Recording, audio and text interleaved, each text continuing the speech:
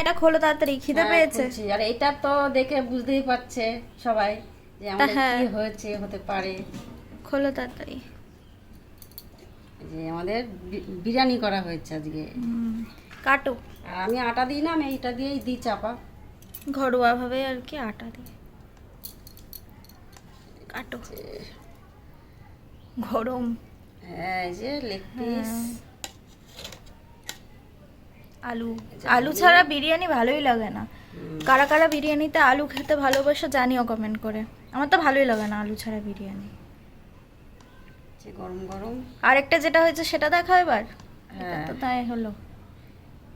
মাংসটা ঢুকে গেছে ভেতরে, কাটা যাচ্ছে না ভালো করে, জায়গাটাও শর্ট হয়ে গেছে। আর একটা জিনিস হয়েছে, এই যে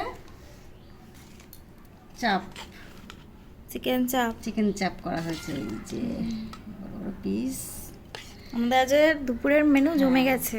আর চাটনিটা করা হয়নি, সুমার বাবা নাইট করে এসছে, ঘুমোচ্ছে।